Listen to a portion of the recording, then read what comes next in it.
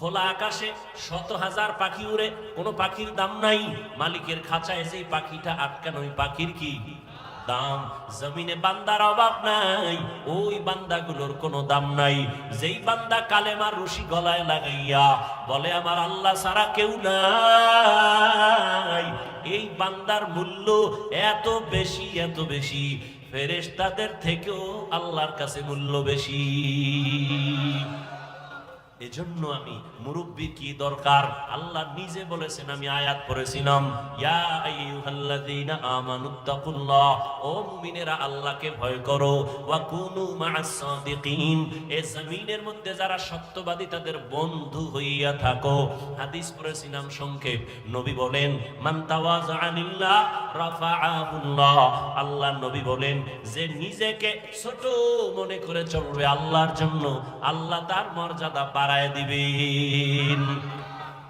নিজেরে বিনয়ী মনে করা, নিজেরে ছোট মনে করা আর বড় মনে করার কি আছে? আমার কণ্ঠ, আমি বড়, আমার কণ্ঠের মতো কারো কণ্ঠ নাই, আমার এলেমের মতো আর এলেম নাই।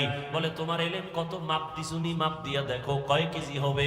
যত এলেমের বাহাদুরি করো না কেন, আমার মতো বক্তা কেউ নাই, আমার মতো খতিব কেউ নাই, আমার মতো মুফতি কেউ নাই, আমার মতো মুহাদ্দিস কেউ নাই, নাই নাই নাই নাই। আনা খায়রুম মিনহু, আমি তার চেয়ে ভালো, আমি তার চেয়ে ভালো, আমি তার চেয়ে ভালো। এ শয়তানের স্লোগান, এটা মুমিনের স্লোগান হতে পারে না।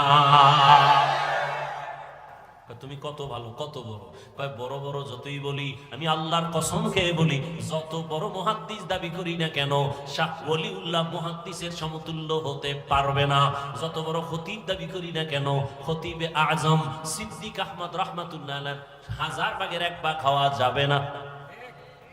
এরে আল্লাহর গোলাম, সব উলামায়ে কেরামের ইলম যদি এক জায়গায় ওজন দেওয়া হয়, সাহাবায়ে কেরামের সমান হবে নি?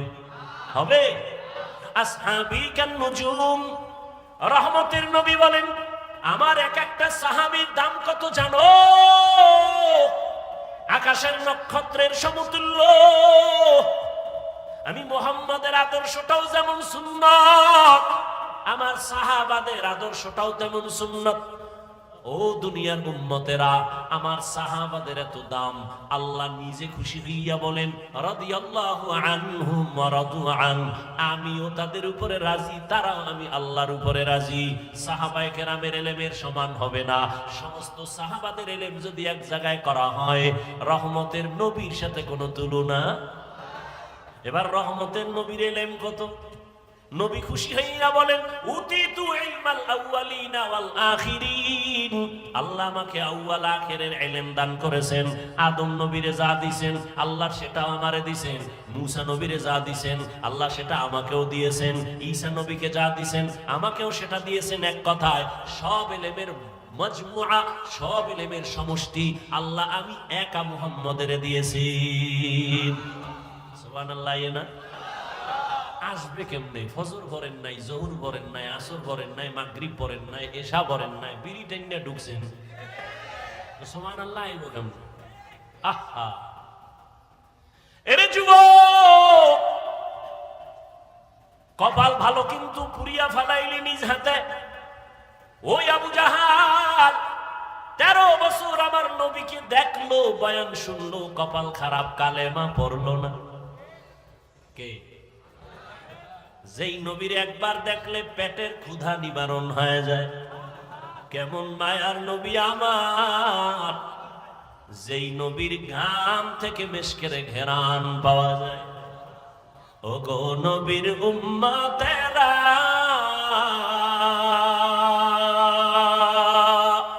হয়ে আজি দিশাহারা, কোরআন হাদিসের চলো যখন যাহা চায় মনে, নবী বিনে কে তরাবে ফুলসিরাত মিজানে, নবী বিনে কে তরাবে ফুলসিরাত মিজানে। এরে নবীর আশিকরে যুবক, তোর কপালের উপরে আমার নবীর কেমন মোহাব্বতের আওয়াজ। নবী বলেন বুড়ারা আমি মুহাম্মদের বিরোধিতা করেছে, যুবকেরা আমার উপকার করেছে। নবীর উপকার করছে কারা? বিরোধিতা করছে কারা? এই মাঠের বুড়ারা নি। ওই সময় বুড়া আবু জাহিল্লা নবীর দুশ্মন, আবু লাহাব বুড়া নবীর দুশ্মন, হ্যাঁ, ওতবা বুড়া নবীর দুশ্মন, সাহেবা বুড়া নবীর দুশ্মন, আর যুবকেরা নবী বন্ধু না দুশ্মন?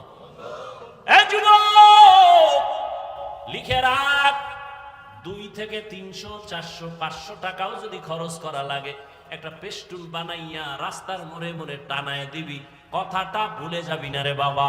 আমার জীবনের একটা প্রিয় দাবি তোদের কাছে রেখে যাই যুবকদের। মদিনার নবী বলেন, যুবক আমার উপকার করেছে 7 বছর থেকে 11, এর মাঝখানে আমার চাচাতো ভাই হযরত আলী আয়েশা আমার হাতে হাত লাগাইয়া কালেমার পতাকা উড্ডীনের শপথ নিল। 11 বছরের হযরত আলী এতদিন ছিল চাচাতো ভাই, এখন হলো সাহাবী, কিছুদিন পরে হবে জামাতা। কি হবে? রহমতের নবী দোয়া করলেন, আনা দারুল হিকমা ওয়া আলীউন বাবুহা, আমি মুহাম্মদ হলাম ইলম ও হিকমতের ঘর, আর এই ইলমের ঘরের দরওয়াজা আমার আলী। সুবহানাল্লাহ বলবেন। ইলমে রা'ইজাজু করদন বেহিসাব, খলকে রাদা দন জওয়াবে বাসওয়াব, হক নাদারত দোস্তে খলকা জারেরা, নিস্তে ই খসলত একে দিনদারেরা। হযরত আলীর নবী এমন দোয়া দিছেন, আল্লাহ ইলমের ভান্ডার আলীর জন্য খুলে দিছেন। কেমন ভান্ডার আল্লাহ দিছেন আলীরে। হযরত আলী বলেন, যুবক ভালো করে লিখে রাখো, অন্তরে ঢুকাও। হযরত আলী বলেন, মান আল্লামানি হারফান ইনশাআ বাআ ওয়া ইনশাআ আতাকা, আমাকে একটা অক্ষর যিনি শিক্ষা দিয়েছেন সে আমার মাথার মুকুট, তার মূল্য কত? বলে হযরত আলী বলেন, চাইলে আমাকে গোলাম বানাইয়াও রাখতে পারেন, বিক্রিও করে দিতে পারেন, একটা অক্ষর যিনি শিখাইছেন তার এত মূল্য। বুঝনির যুবক বাবা, আজকে মেজাজ দেখাও শিক্ষকের সাথে, আছে না নাই? সাবধান, শিক্ষকের সাথে যারা বেয়াদবি করবি, বিচার হবে মরার আগে, মরার পরে না আগে। আল্লাহর কাছে মাপ চাবি, ক্ষমা হবে না। কারণ শিক্ষক যদি ক্ষমা না দেয় আল্লাহ দিবেন না, কারণ এটা বান্দার হক। আমার আব্বা আম্মা আমি হাফিজুর রহমান রে এটা সাইন শিখাইতে পারে নাই, দস্তখত শিখাইতে পারে নাই, আব্বা আম্মা কলিজা বিরা দোয়া দিছেন, কিন্তু আমার এই চেয়ার পর্যন্ত মা বাবায় দোয়া দিছেন ঠিক, কিন্তু লেখাপড়া শিখাইতে পারেন নাই। কোরআন হাদিসের কথা বলা যিনি আমারে শিখাইছেন তিনি আমার মাথার মুকুট, যিনি আমাকে মানুষ বানাইছেন তিনি আমার মাথার মুকুট, শিক্ষক উস্তাদ, এর এত মূল্য। এক কথায় তিনি আমারে মানুষ বানায় দিছেন। ওই শিক্ষকের সাথে যারা বেয়াদবি করবা, কারণে অকারণে আল্লাহর কসম, আল্লাহর কসম, আল্লাহর কসম, বিচারটা মরার আগেই হবে, মরার পরে না আগে। মেজাজ দেখানোর জায়গা পাও না, মা বাবার সাথে মেজাজ, শিক্ষকের সাথে মেজাজ, আল্লাহ হেদায়েত দান করুন। আর ওজরে বলেন, লিকুল্লি শাইইন জিনাতুন ফিল ওয়ারা ওয়া জিনাতুল মারই তামামিল আদাবি। একজন আল্লাহর ওলি বলেন, প্রত্যেকটা ভালো জিনিসের সৌন্দর্য আছে, মানুষের সৌন্দর্যের নাম হলো আদব। মানুষের সৌন্দর্যের নাম কি? এই জন্য নবীর হাদিস পড়ছি, যে ব্যক্তি নিজেরে ছোট বানায় রাখে আল্লাহ তার মর্যাদা বাড়ায় দেয়, নাকি? তাহলে নবীজির ইলম কত মনে আসেনি? আর আমি কথা বলেন না কেন? নবী বলেন, আমাকে আউয়াল আখিরের ইলম দান করেছেন। আল্লাহ কয়, ও নবী আপনি এত খুশি, অনেক পেয়ে গেছেন। হ্যাঁ, অনেক পেয়ে গেছেন, আউয়ালেরটাও পাইছি, আখিরেরটাও পাইছি, মাঝখানেরটা পাই নাই, পাইছি, সব পেয়ে গেছেন। নবী খুশি না বেজা? আল্লাহ কি কয় জানেননি? ও নবী আপনি তো মনে করেন অনেক পেয়েছেন, আপনি জানেননি আমি কি পরিমাণ দিছি? মা উতিতুম মিনাল ইলমি ইল্লা কালিলা, আমি ইলমের সাগর থেকে সামান্য একটু ইলম আপনাকে দিয়েছি। নবী কয় সব পাইছি। আল্লাহ কি কয়? আল্লাহর জবাব দেন, মুনাজাত দিয়ে দিই, বুঝেন এই কথাগুলো দরকার আছে না নাই? খুব বুঝেন ভালো করে। খালি আমি ভাব, এই ভাব কমান। নবিকা সব পাইছি, আল্লাহ কি কয় সামান্য। আমি উদাহরণ এভাবে দেই, আমার পকেটের ভিতরে 1,00,000 টাকার একটা বান্ডিল আছে। কত? এটা আমি জানি, আর কেউ? আমাকে একজন এসে বলে, হুজুর আমারে 1,000 টাকা দেন, আমি খুব অসহায়। আমি তারে 5,000 দিছি। খুশি না বেজার? চাইছে কত? পাইছে কত? খুশির ঠেলায় লাভ দিয়া লঙ্গি সিরিয়াল খুশি। এত লাফাও কেন? অনেক পেয়েছে। চাইছো কত? 1। পাইছো কত? 5। তো অনেক পেয়েছে।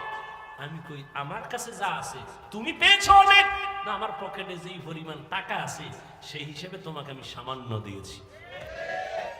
ইলমে রা'জাজু করদন বেহিসাব, খলকে রাদা দন জওয়াবে বাসওয়াব।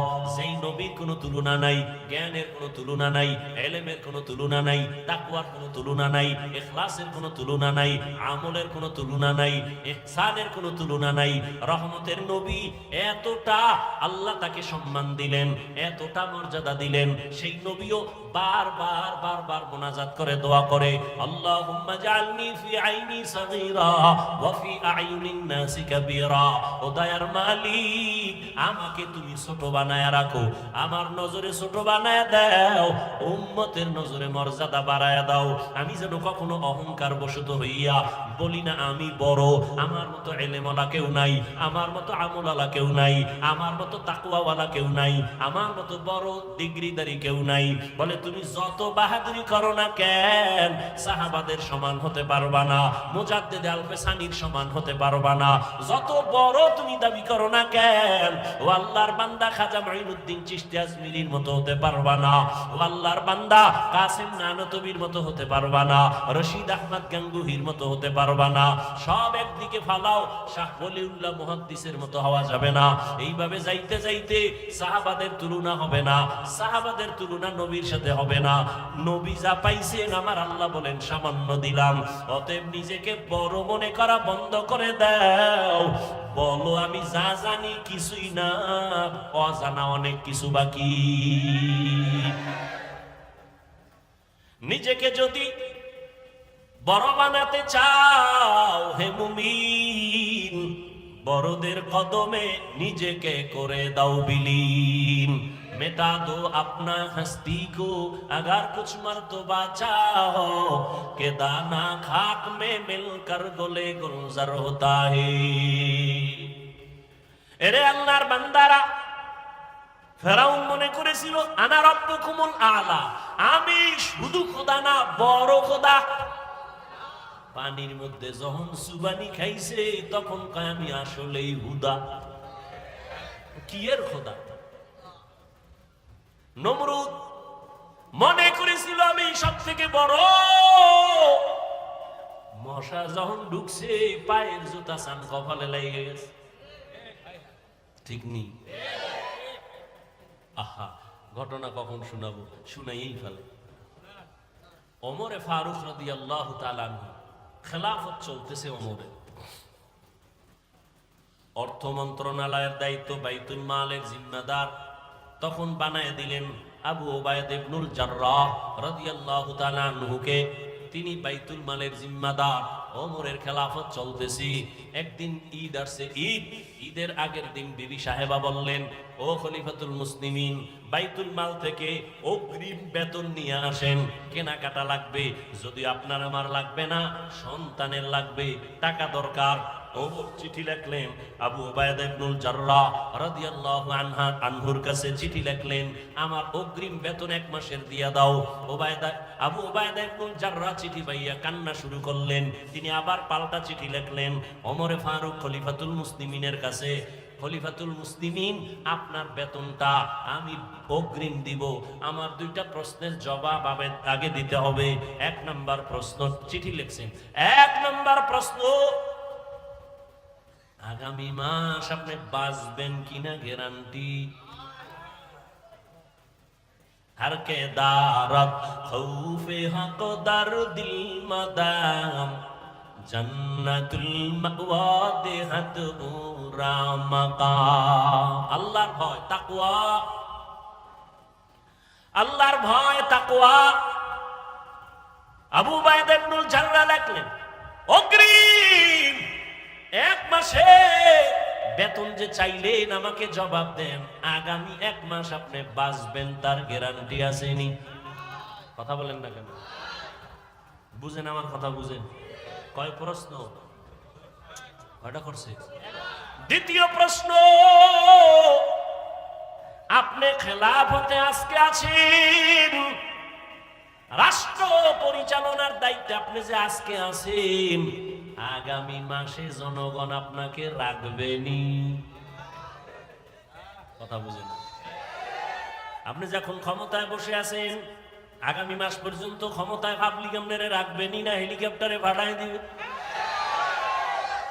কি হায় হায় হায়, বড় কঠিন। 2 প্রশ্নের জবাব আপনি দিবেন।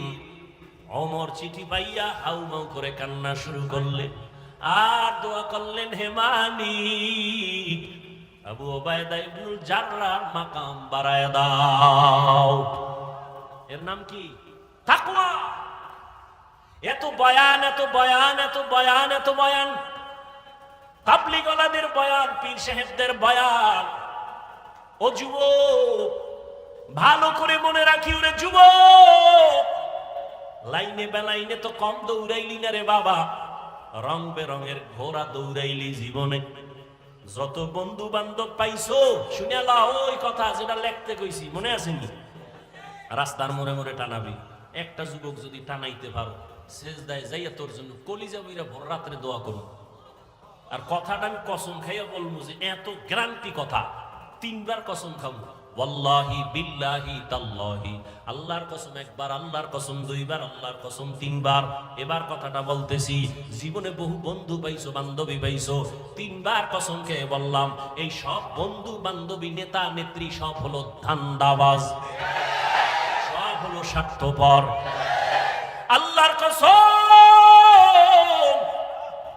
তোর মৃত্যু পর্যন্ত একমাত্র, শুধুমাত্র, কেবলমাত্র ভেজাল মুক্ত, নিঃস্বার্থ তোর কলিজার আপন বন্ধু হলো উলামায়ে আহলে হক। এটা লিখে টানায় দিবি। দুনিয়ার সব বন্ধু ধান্দাবাজ, স্বার্থপর, একুরেট পিওর বন্ধু নিঃস্বার্থ উলামায়ে কেরাম, লিখে টানায় দিবি। এবার তুই বুঝতে হইব যে আসলে এটা কেমনে। এবার বুঝেরই অভাব। কিসের অভাব? আমি বুঝছি টুপির মধ্যে বরকত, জীবন যাবে টুপি ফালাবো না। তোরে পাও দইরা বুঝাইতেছি, তুই বোঝো না, এই জন্য তুই টুপি মাথায় দিতে চাও না। আমি টুপি মাথায় না দিলে লজ্জা লাগে, তোমার টুপি দিতে লজ্জা লাগে। বুঝ। আমি দাড়ি কাটতে লজ্জা পাই, তুমি দাড়ি রাখতে লজ্জা পাও। তাবলীগ ওয়ালারা পাও ধরে দাড়ি রাখো, পীর সাহেবরা পাও ধরে দাড়ি রাখো, উলামায়ে কেরাম পাও ধরে দাড়ি রাখো, দাড়ি লম্বা করো। জুমার খতিব বলে দাড়িটা লম্বা করো। বুঝ নাই, বুঝ হয় না। আমি দাড়ি কাটতে চাই না, তুমি রাখতে চাও না। আমি মসজিদে ঢুকতে আরাম, না ঢুকলে লজ্জা, তোমার মসজিদে ঢুকতে লজ্জা। আমি পর্দা করতে না করলে লজ্জা লাগে, তোমার পর্দা করতে লজ্জা লাগে। অথচ তুমি মুসলমান, আমিও মুসলমান। তোমার আমার আল্লাহ নাকি আলাদা? তোমার আমার নবী, তোমার আমার ধর্ম, তোমার আমার কালেমা, তোমার আমার কোরআন, তোমার আমার কাবা আলাদা। দুনিয়াতে আসছে সিস্টেমও নাকি কামরাঙ্গীর চরের মানুষগুলো লঙ্গি পরে আসছেন। বিদায় বেলা কাফনের সংখ্যা হবে 1। আমি বক্তার জন্য 3 কাফন, আপনি শ্রোতার জন্য 3 কাফন। আমার সম্মানে কেউ একটা কাফন বাড়াইয়াও দিবে না। আপনি গরিব রিক্সা ড্রাইভার মরে গেলে একটা কাফন কেউ কমাইয়াও দিবে না। আমারও 3 কাফন, আপনারও 3 কাফন। মহিলাদের হবে 5 কাফন, কালার হবে আলাদা। হুজুরদের কাফনের কালার একরকম, আপনাদের কাফনের কালার আর এক রকম। হ্যাঁ, তাহলে কাফন হবে সব এক, কিন্তু উপরে লেখা থাকবে বড় হুজুরের লাশ। হ্যাঁ, তাহলে আজকে আমি বড় হুজুর, আমি বক্তা, আপনি শ্রোতা, কত ভাব। আপনি ডাক্তার, আমি রোগী, কত ভাব। যত ভাব দেখাও রে মুমিন, সাদা কাফনে যেদিন প্যাকেট হবি সব ভাব বন্ধ হয়ে যাবে। এরে নবীরা আশেক, কি সমস্যা? এই বৃষ্টিতে এই অবস্থা, তা তো কুমিল্লা, ফেনী, নোয়াখালীর তুফান হওয়া দরকার। দেখছেন নি? এই হলো ইমানের হালাত। এখন যদি হাতটা উঠাইয়েই ফালাই তো সব শেষ। লা ইলাহা ইল্লাল্লাহ, লা ইলাহা ইল্লাল্লাহ, লা ইলাহা ইল্লাল্লাহ, লা ইলাহা ইল্লাল্লাহ, লা ইলাহা ইল্লাল্লাহ, লা ইলাহা ইল্লাল্লাহ, লা ইলাহা ইল্লাল্লাহ।